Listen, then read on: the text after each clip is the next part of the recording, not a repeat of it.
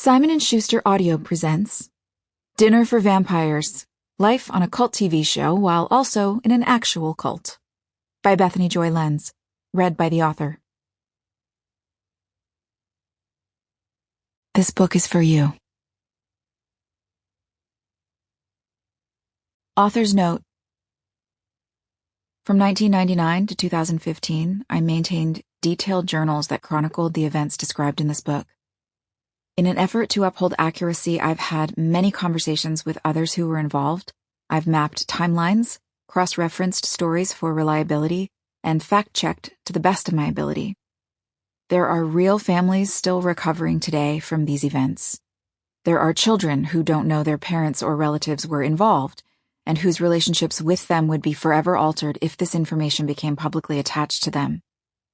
Therefore, names and identifying details have been changed, and chronology, conversations, and characters have been modified or composited for clarity, brevity, or privacy. The law does not define what does and does not constitute a cult. Other synonyms for what I believe I experienced include high-demand group or high-control group. I have used the term cult informally throughout this book for ease of reference and to portray my personal experience. Love does not dominate, it cultivates. Johann Wolfgang von Goethe. Das Märchen. And jealous. No weapons, no friends, no hope. Take all that away and what's left? Buffy. Me.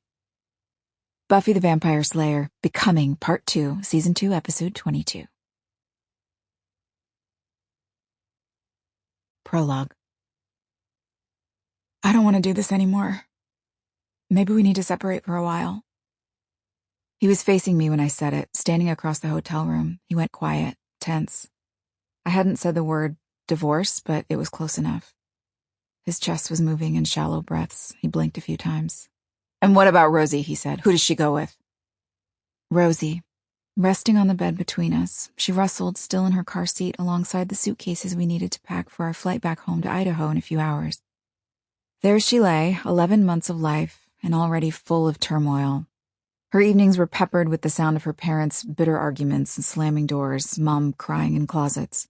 On top of this, it took her 6 months to latch onto my nipple properly because she was born with a tongue tie, so her introduction to nourishment was a mother weeping from pain, usually screaming into a pillow so she wouldn't be disturbed as I pushed through, bleeding into the milk.